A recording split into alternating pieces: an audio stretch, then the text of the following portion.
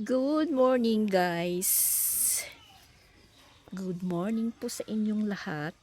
Magandang umaga or magandang tanghali, magandang gabi kung saang sulot man kayo sa mundong bilog ang mundo. So ayan for today's video guys. Katatapos lang po natin maglaba.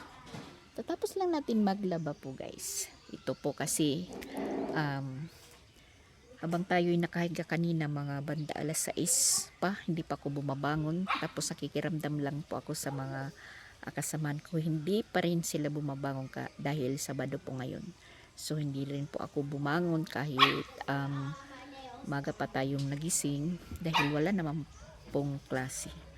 So naalala ko kahapon kasi pagbili namin ng hindi doon sa isang tindahan, meron po akong pinasukan. Nagtanong po ako ng islaks ni Sansan kasi kinakailangan po niya ng uniform na.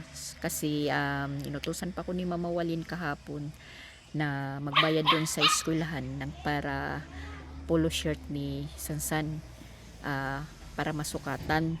So inutusan na tayo pong nautusan ni Mama Walin dahil nakadalawang utos na daw po siya kay Christian, hindi po napupuntahan. So kahapon, mga hapon na yun, ako yung inutusan. Nagpunta ko doon sa eskwelahan ni Sansan kasi doon po binibili. Nakabili po tayo para pang dalawang polo shirt niya. Pang-upper po na na uniform. So ang problema po ngayon is maghanap kami ng pwedeng masukatan na hindi fully book. Sabi nating fully book, yung hindi maraming tatahiin po na makakapagpatahi kaagad na magamit ni Sansan. Tapos tinanong ko doon kung yung slacks kasi yung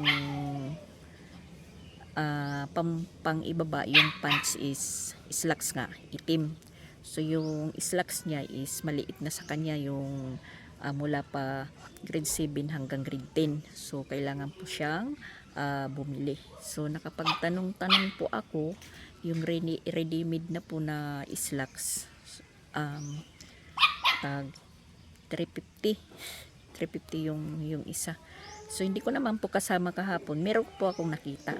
Hindi ko naman po kasama si Sansan dahil nasa eskwelahan pa. Sabi ng tendera, balik na lang kayo bukas, bali ngayon na.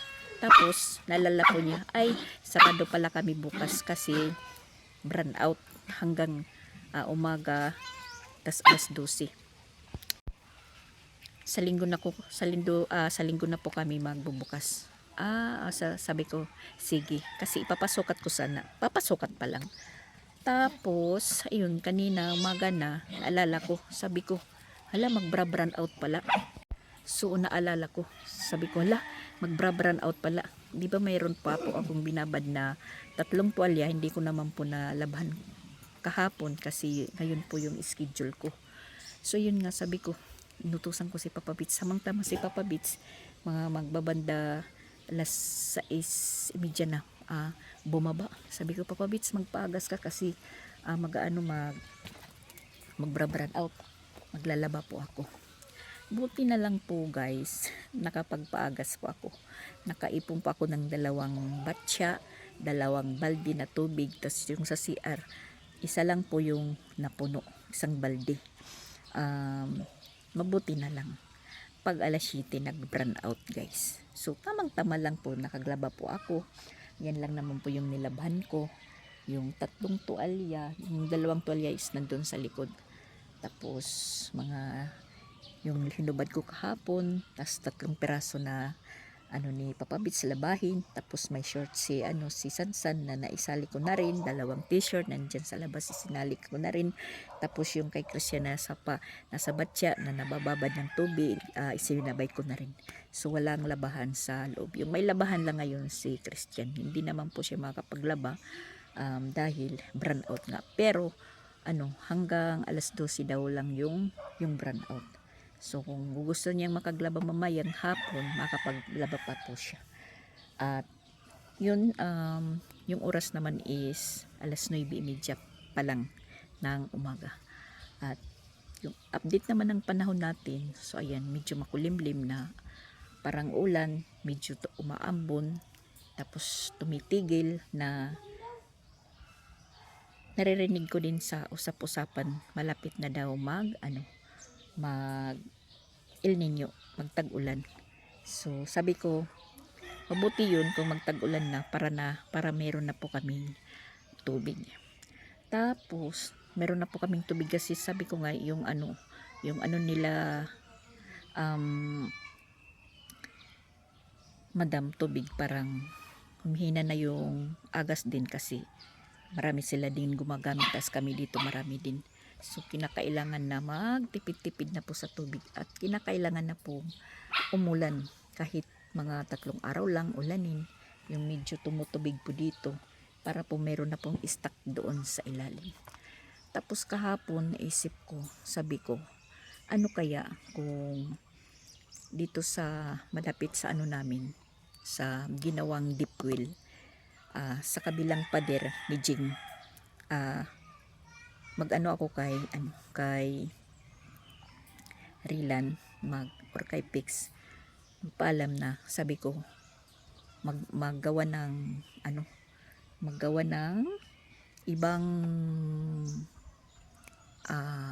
hukay para gawing deep well, kasi pag gusto na nila ditong tumira or mag-ano na po sila dito, mag na ng bahay nila, pwede naman po gumamit sila, kumonek din pareho po kay kila Madam Rose, may source na para sa kanila, tapos para sa amin naman. Yung problema naman po yung maghuhukay, hindi naman kakayanin po yan ni Papa Bits, na siya lang po yung maghukay. Tapos si Sir Regan kapon nandito, parang napag-usapan namin, sabi niya, si Mama Dax, mabuti daw yung magpahukay ka na ganito yung yung panahon tag-init, para po masukat or makita yung lalim kung hanggang saan po yung tubig. Kasi mas maano daw po, hindi mabuti daw yung magpapahukay ka yung tag-ulan dahil mababaw lang. Mas mabuti pa kuno yung magpapahukay ka yung ganito tag-init pa, kasi masusukat yung lalim at kung hanggang saan po makikita yung tubig. Sabi ko sa kanya, oo nga sabi ko, sige pag-iisipan ko pa yan. Tapos yun, inisip-isip ko, sabi ko ano kaya pa umpisang ko magpahukay dyan sa katabi ng deep well na ginawa ni Sir Regan sa kabilang lote, yung kila Rilan. So sabi ko magpapaalam muna ako kay Pix. So ngayon hindi pa ako nagpapaalam kay Pix na magpapahukay ako, kasi makakagamit din naman po sila, dahil yung hinahabol namin yung tubig, dahil kung dito po namin ay ipaayos yung dito na kasiminto na, mahirap, tas mas malaki pong gagastusin dahil titibagin, matibay po yung yung siminto, makapal. So iniisip ko naman magpapahukay tayo, tas makikita na po yung tubig, di kinakailangan din pong ihalo block isiminto. Yun parang nag-aagaw yung isip ko. Kung magpapahukay lang, kaya magpapahukay. Iniisip ko din, hindi ko din po yan natatanong kay Papa Pits na di pa kung mahukay kailangan sa ilalim, i-hollow block. Pero ganun yung proseso. Pero kung para sa deep well lang, pero nakita ko yung ni Jing dito, pinahalo block talaga. Tapos yung sa ilalim, pinakailalim, binubuhusan po yan ng maliliit na bato, kasi natingnan ko yung magtrabaho sila nung bata-bata pa yung kaya-kaya pa ni Papa Bits nung naging amo namin, dahil nagagawa po yun ng deep well.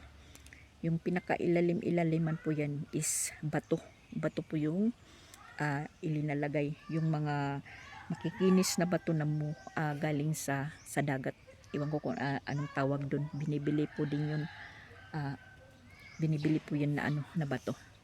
Tapos yun, sabi ko sa isip ko lang, ako lang po yung nag-isip, sabi ko papaalam muna ako kay fix. Kasi kahit hukay lang po yan, kailangan natin pong magpaalam. At yun na nga, parang sabi, papalapit na daw yung El Nino. Meron naman nagsasabi na mas lalo pang iinit.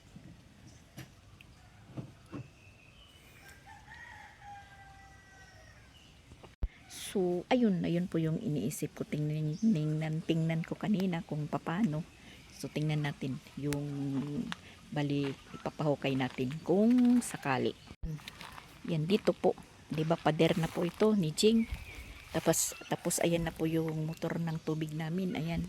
Yan na po. Yung plano ko po is dito sa gilid. Hindi naman po malaki. Yan dito. Magpahukay tayo, pahukay. Yan. Maliit lang po na space. Di naman po malaking kakainin ng ng lupa papunta doon. Yun po yung plano ko. Dito magpahukay. Magpaumpisa pong magpahukay dito para sa deep well. Diyan. Pag gumamit naman sila fix, pwede naman po silang magkunik. Yun po yung plano natin. Plano pa lang. Dito po. Sa labas ng pader ni Jing. Siguro hindi naman to hindi naman to siguro matigas pag nahukay na, naumpisan ng mahukayan. Dito po. Pics, kung nanonood ka man sa vlog ko na ito or sa video, magpapahukay po ako dito, pero ididiim ko si Pics. Siyempre magpo-formal paalam po tayo. 'Di ba guys? Kahit naman tayo magulang, anak natin siya, kinakailangan natin din yung permiso niya. Yan po yung plano ko sa ngayon.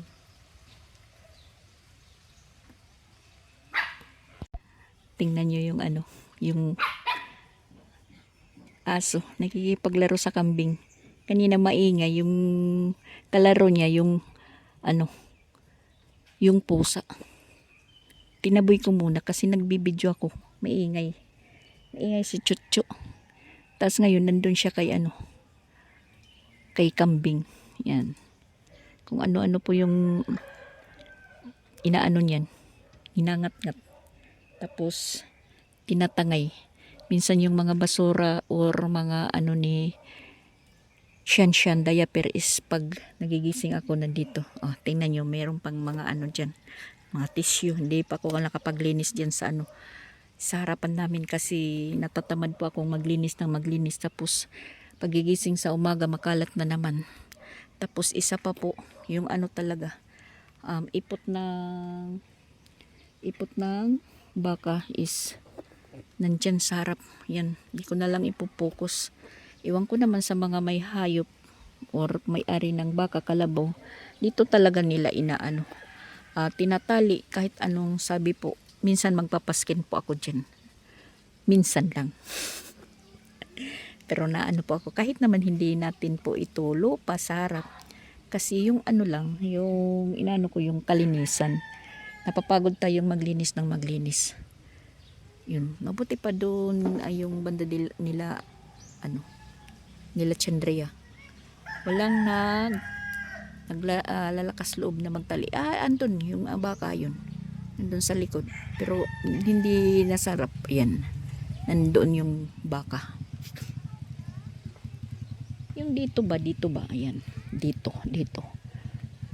Walang kung itatalin nila dito yung baka or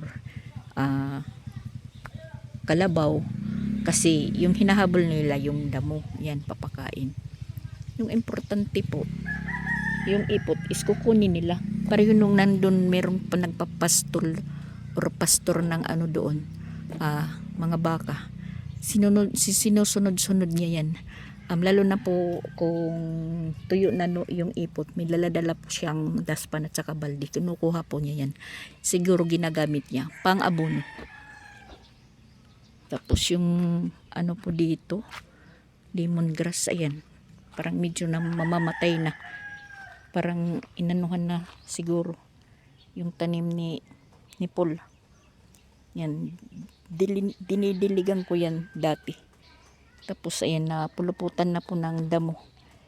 Wala nang dilig-dilig, wala nang umalis tayo magpunta ng Tacloban. Wala nang alaga. Yan, medyo lumiwanag. Nagpakita si Haring Araw pero umaambon. Wala ko kasing kunin yung hinangir ko. Lumiwanag naman. Wag lang muna. Diyan lang muna sila. Di naman pumalakas yung ambon pa lang ambon. Tapos na problema naman tayo sa natin. Oh my gosh, 1 month lang. 1 month lang po yung itinagal ng trapal. Kasi tag 49 pesos lang naman yung metros. Yung sa akin lang naman pang lang yan dyan sa sa ulan, sa init ng araw na hindi po pumasok. Ganun pa rin. Pananggal lang po yan sa init. Pero kung maayos na po yan, na po yung bubong dyan makuha, tas maanuhan na po. Basta matapos lang yan, okay na po yan. Hindi, wala nang makikitang mga trapal-trapal. Pero meron pa din. Siguro net. Yung hindi lang po yung araw pumapasok sa amin. Dahil mainit naman po pag walang trapal. Okay lang yung dito sa likod dahil hindi po siya masyadong na iinitan. Yan. Okay pa po siya.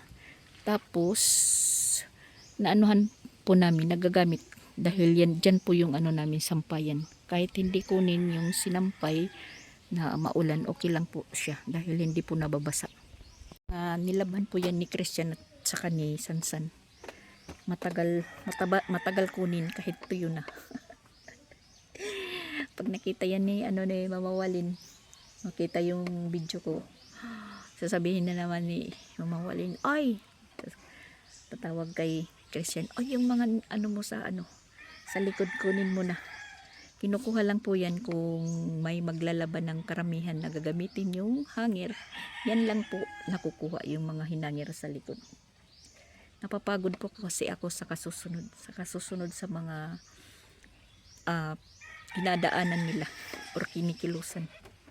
Naglalaylo po ako ngayon guys, hindi na po ako nagsiseryoso.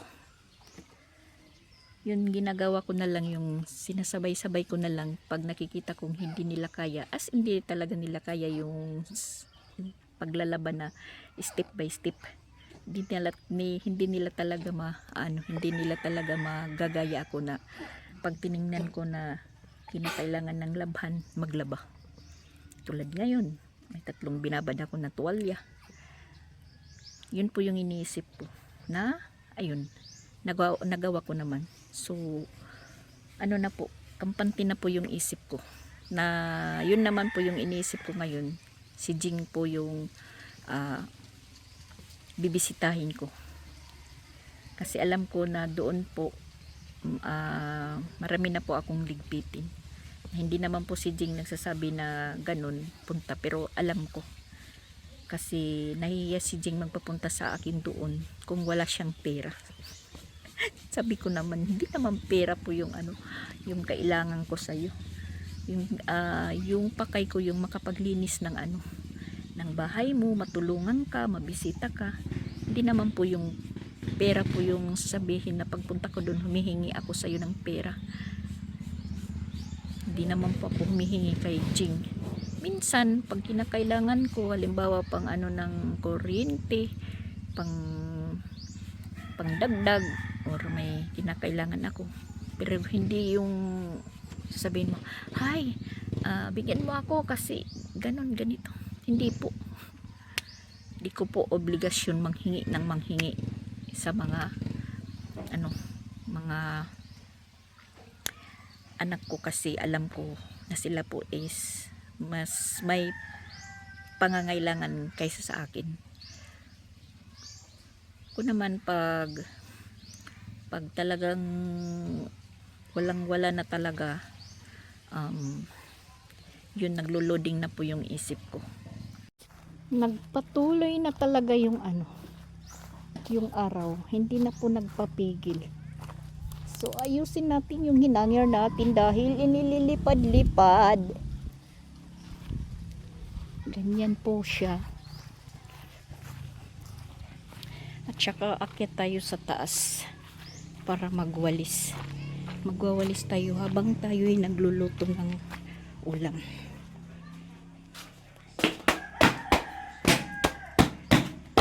Pag natin yung chinilas natin. Akyat tayo. Ang hangin sa taas. At yan po yung ginawa ni Papa Bits kahapon. Yung lagayan ng tubig, patungan. Ayan po. Diyan po inilagay ni Papa Bits yung tubig.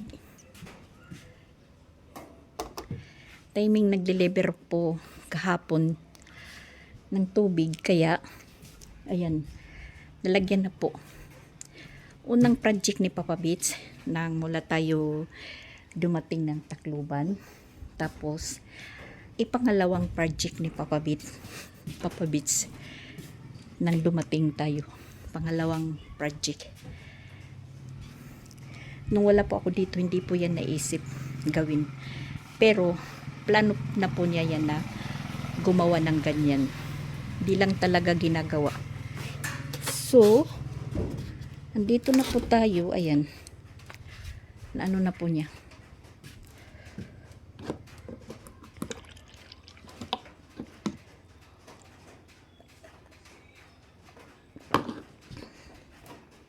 Hindi na nila problemahin bumaba kung nandito na sila sa taas para lang kumuha ng tubig na uminom.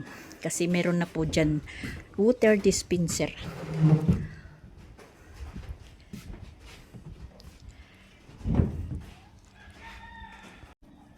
Tapos na, tingnan natin yung luto na? Ha? Bubas na. Yan po yung adobong baboy para sa tanghalian. Lagyan ng patatas.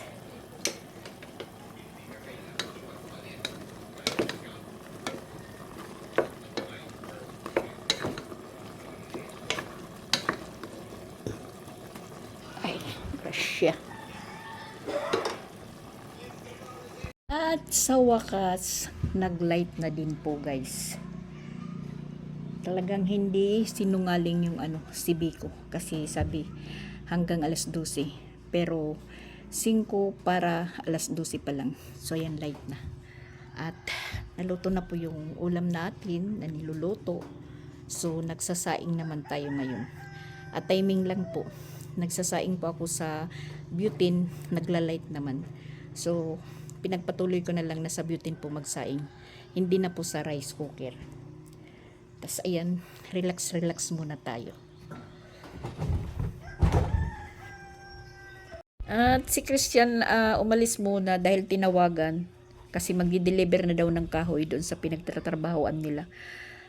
Naggagawa sila ng hindi ko lang mabigkas kung ano po yun, nakalimutan ko.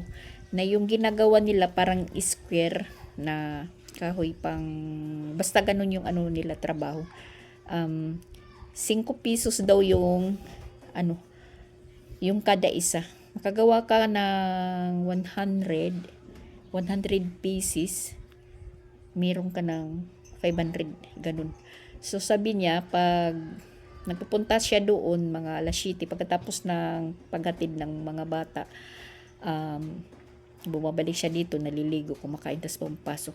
Sabihin natin umpisa sa alas 8, hanggang sa pag alas 3 nakakagawa na daw siya ng 100 pieces. So bali may 500 na siya.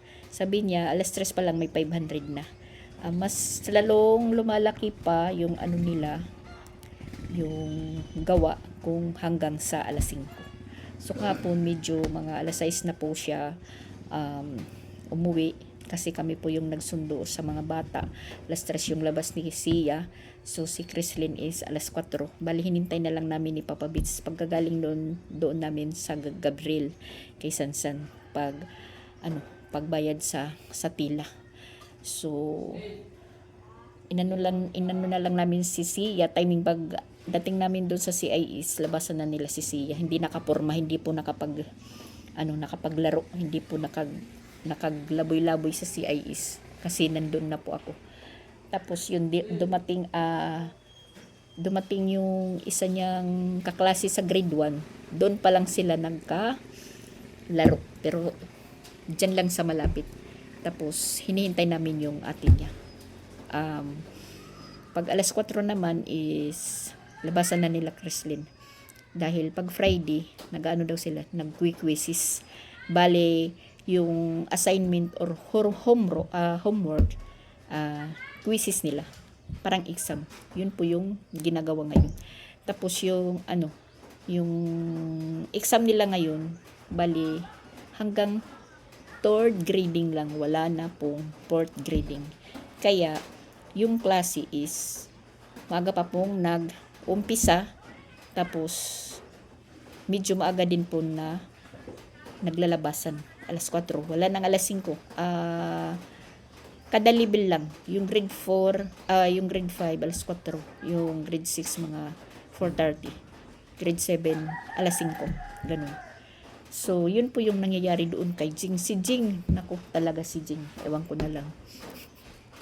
Ngayon lang po ako nakakita or nalaman na alas 3 pa lang ng madaling araw is nandun na sa classroom si Jing.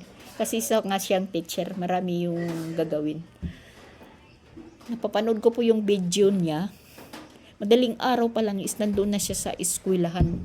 Kasi yung start ng klase nila is 6:30 or alas 6.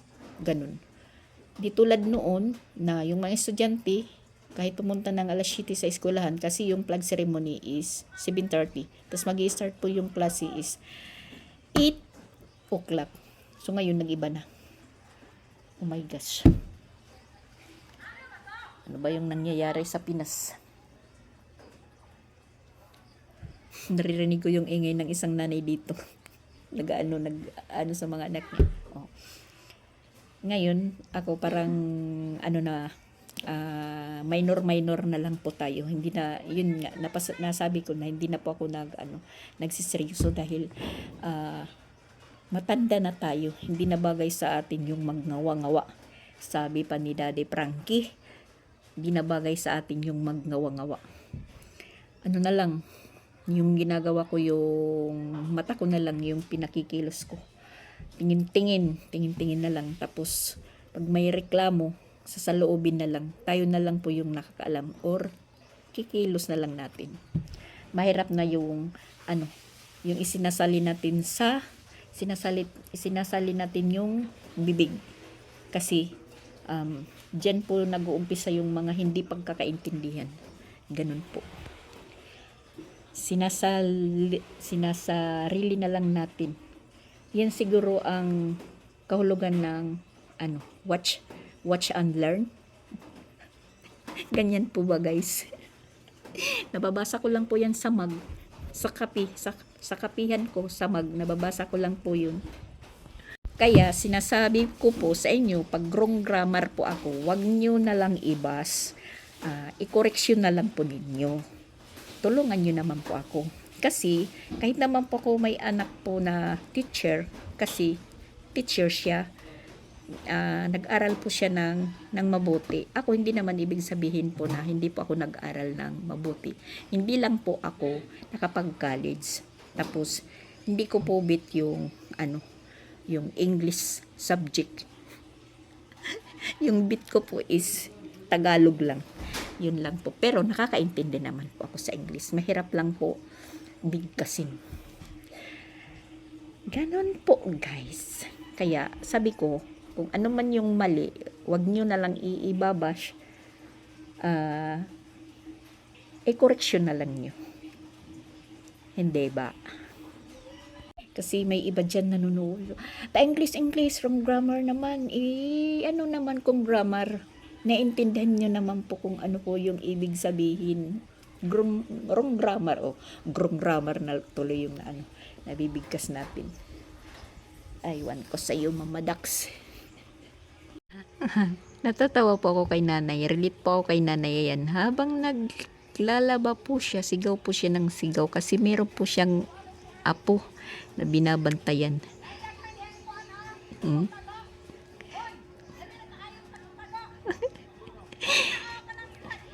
Inuutosan niya.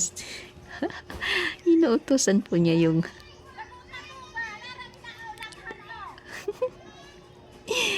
ganun din po ako dati.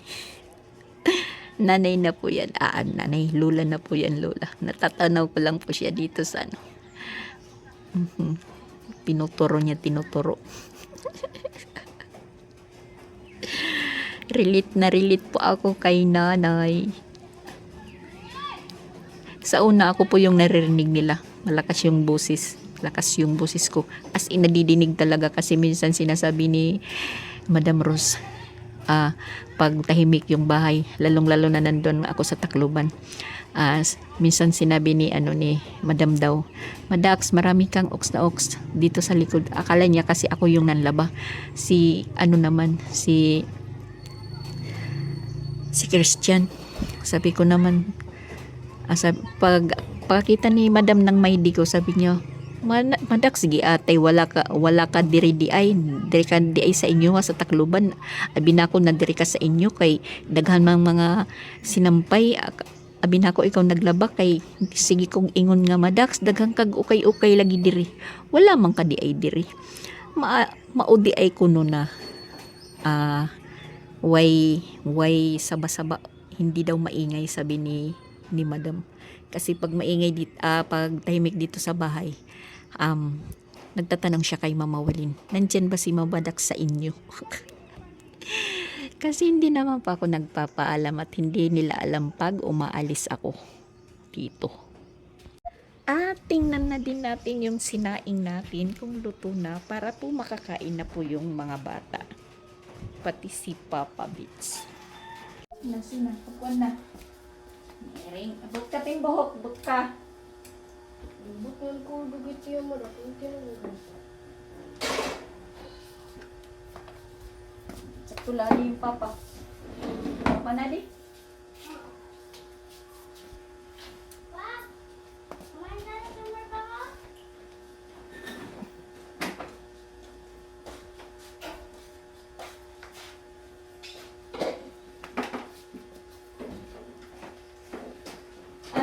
Nagtrabaho ka mo yan na chat ko. Ha? Diri kayo nagpapaga sa aking tubig kung patay para late na ko. Ano na ba yung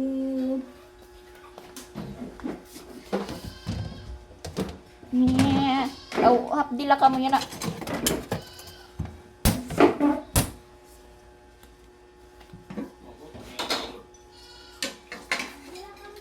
Sige, pangauna ka mo. Kagluto naman na din na sura.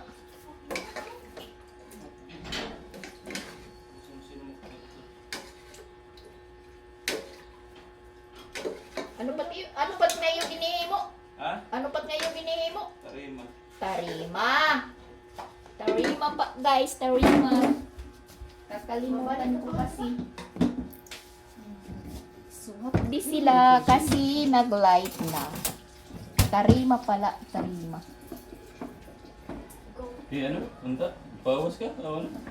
May nag-light na, nagpawas ako. Nagkuha na akong tubig. Kay bahin ka ba maglaban? Nagpipirok. Kila, ito yung mga timos. Ayan, umulan na guys. Buti na lang nakuha yung natin, hinangir sa labas at inilagay ko doon sa loob.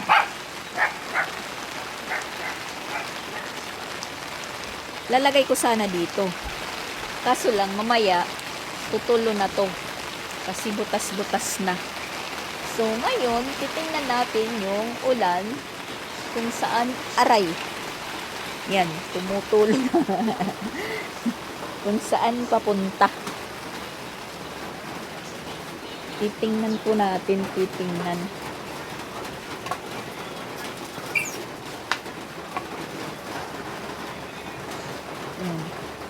Dito po kasi naiipon yung tubig. Yan. Ayan po. Pag umuulan na, dito sa butas po, tumatagos. Tas, yay. Ganyan po yung nangyari. Dinodok-dok po ni Papa Beach yung banda doon. Imbis na papunta dito yung pagpadaloy, dito naman umaagas. Tingnan nyo. Kasi, ayan. Yan po yung nakakasira. Yan dyan. Kaya na ano. Ayan. Ano na talaga, oh. Bulok na talaga. As in, nabulok na. Pero itong itim, medyo ano pa po siya. Matibay-tibay. So, ang nangyayari po, pag marami na pong tubig, dahil inano po doon ni Papa Beats, pinako doon. Dito naman lumalabas. Pag dinudok-dok.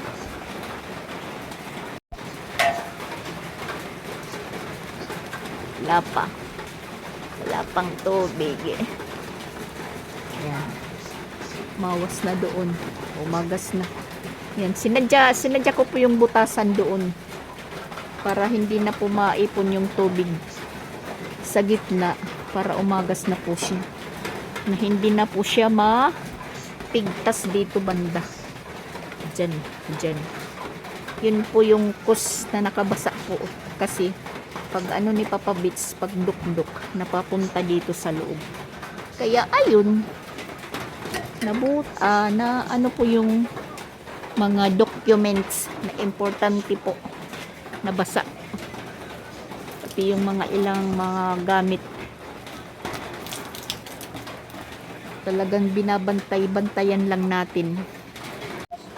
At yun, nagplaplano na po kaming magpaumpisang magpahukay dito sa likod para sa deep well. Parang narong timing po tayo na magpahukay kasi yan, nagumpisa na pong magulan-ulan. Pero hindi naman po siguro ito po makakaano pa. Siguro malalim pa yung mahuhukay bago po magkaroon ng tubig. Dahil mga ilang ano pa lang naman yung medyo nag-ulan-ulan. Siguro hindi pa naman sapat kasi nung nandun ako sa Tacloban, malakas yung ulan, sabi ni yung mabasa dito, sabi ni Mama Pex, sabi ni Papa Beats, itry niya pong paganahin yung motor. Umagas naman, pero hindi lang po siya nagtagal. Kinakailangan kasi na magkaroon na po kami ng sariling deep well or magkaroon ng ibang source ng deep well kasi yun nga parang nakakahiya naman po kahit po tayo bumabayad dyan kay Madam or kay Sir Regan, nakakahiya naman na sa kanila tayo umaasa sa tubig dahil sila medyo marami na din, maraming gumagamit. So ayun, parang nagkukulang na din yung yung tubig. Nandito pala si Chrislyn. Hinahanap niya si Sia. Siguro nandoon kila Joaquin. Aray. Try natin kung malamig yung tubig.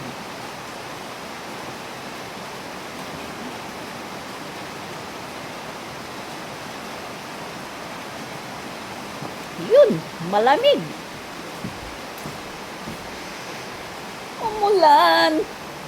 Kasing gusto ni si Regan, bukas na sila mag-umpisa maghukay. Sabi ko kay Papa Dut, sa Lunes na lang. Kasi baka po humingi sila ng ng kahit pang snack or cash advance. Wala pa po tayong ibibigay. Yan, makiat na si Papa Dut. Pipisto po siya. Sa kanyang kahit pakyaw yun, syempre, magpapa-snack pa din tayo. Pero pwede lang naman muna yan. usap-usap. Yan po. Kasi kami po yung nahihirapan pag walang tubig yung source namin. Dahil para po kami yung para po kami yung nagtitipid sa tubig. Di po pwede kami makapagpaagas kung sila madam is gumagamit. Magsasabay po kami. Kinakailangan po paunahin sila kaysa sa amin. So, ayun. Yun po yung nagiging plano ko. Dahil minsan po na uubusan po kami ng tubig gabi na, nahihiya po kaming magpaagas na tulog na po sila. Patay na po yung ilaw. Siyempre, yung maingay yung motor. Tapos, may maliit pa na bata. Parang nakakaisturbo. So, yun. Tinitiis na lang namin po kung wala kaming tubig sa gabi. Pagka kinabukasan na po kami nagpapaagas. So, yung nangyayari po, yung CR namin, yung bowl, mayilo po yung itsura ng tubig kasi walang naibubuhos.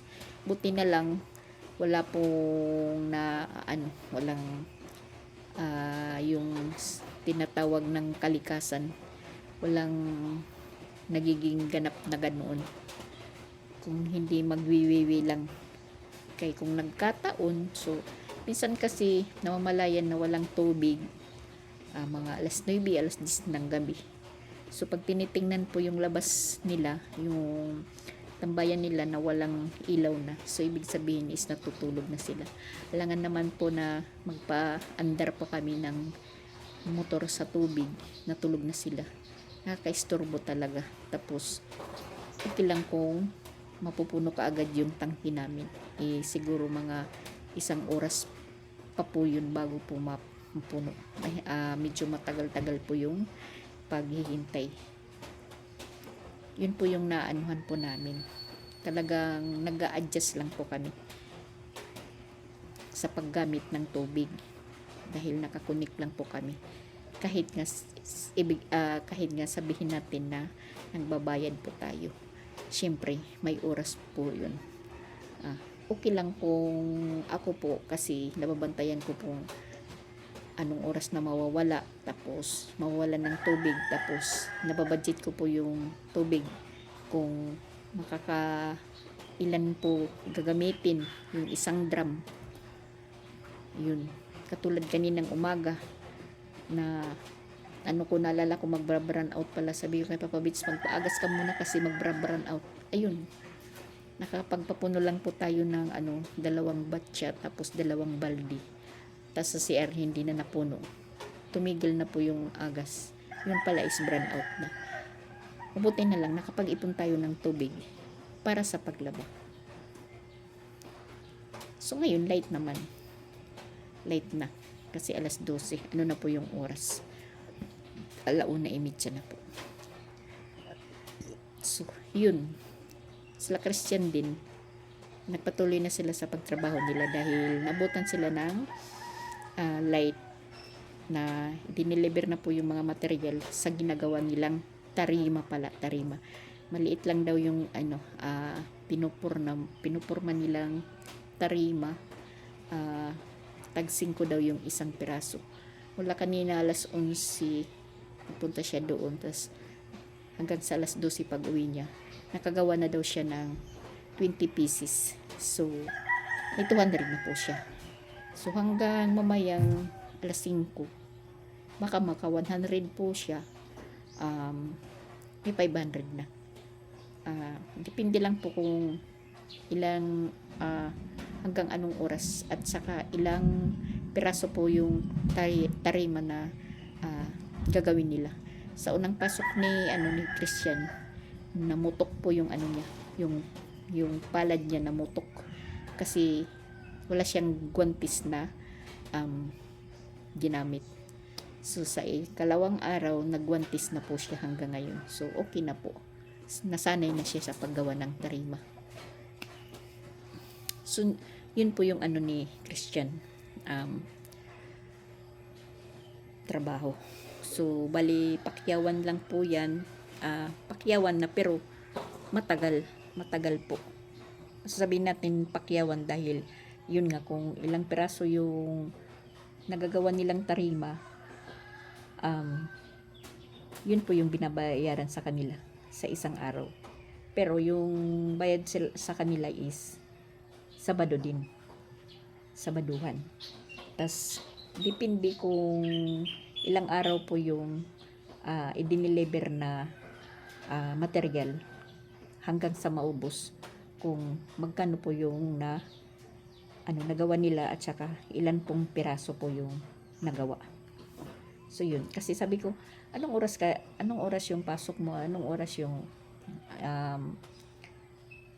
labas? Sabi niya, sila lang daw yung sila lang daw yung nag-adjust sa oras, kasi nung wala pa ako, hanggang alas 3 lang si Christian. Tapos naano po yung oras niya kasi uwi siya sa tanghali, maghatid ng pagkain sa mga bata.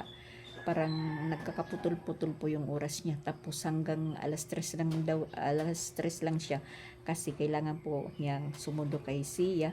Tapos babalik doon. Tapos pagka alas 4 babalik na lalabas sa Dungi, lalabas. Tapos susunduin naman si Chrislyn. So ayun, sabi niya, si Mama Walin yung chinat niya na sabihin mo kay Mama Dax, siya na lang po muna yung maghatid ng pagkain, siya lang, si Papa Bits lang muna magsundo sa hapon. So yun, kahapon nga diniretso na lang namin. Tapos si Sia ayaw nun magbaon para sa lunch kasi nasanay na hahatiran po siya. Sabi ko sa kanya, magbaon ka kasi magastos sa gasolina, mahal. Tas parang tumingin muna si Sia sa taas. Tas sabi niya, sige na nga, pero kinakailangan yung biskwit niya is 3 yung baon. Kasi yun nga, hindi sila grade to si Sia. Hindi po sila pinapabaon ng pera ng teacher nila. Tapos may recess po sila pero hindi po sila pinalalabas.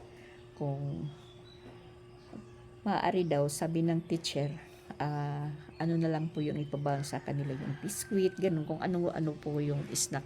Basta wag lang po yung junk foods, mga chicherya, ganun.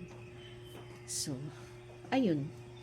Kaya, binibilhan na lang sila ng biscuit or Kagabi, kasi siguro ko bumali si Christian, nag-gas advance, bumili po siya ng cupcake at saka biscuit para baon na daw pagkalunis. Kanina, yung isang pack, meron na pong bawas yung cupcake. May bawas. Pagising ng papa niya, pagbaba, nadinig ko si Christian. Sabi, Chrislyn, ano ito? Kasi bukas na. Yun pala, kagabi is nag-midnight snack sila. Sabi ng papa niya, alam mong pang pang baon nyo? Wala. Sabi ko, pag binili niya, binili na, nandyan na. Talagang kakainin po yan. Sabi ko, yan po yung naanuhan ko. Hindi ginaganahan na mag-snack. Imbis na pangbaon, nadudubli. May baon, pag uwi kakain. Ayun po yung nangyayari. Sabi ko sa kanila, magtipid-tipid kayo. Kasi yung binibili hindi naman yan para sa amin, hindi naman para sa iba, kundi para sa inyo. Kailangan matuto kayong magtipid. Yun po yung sabi ko sa kanila. Dahil hindi araw-araw, meron po tayo. So ayan po guys. Nag-ano na po tayo, nagwawali. Bye-bye muna. Thank you for watching po. At saka tumigil na po yung yung ulan ko, no. At yun po yung plan ko. So yan po guys, bye-bye. At matutulog muna ako. Magre-relax na po tayo dahil hindi pa ako mag-relax na habang magpupupo at saka mag-crackers live, para po meron naman tayong hihintayin pagkatapos po ng buwan. So bye-bye. God bless us all.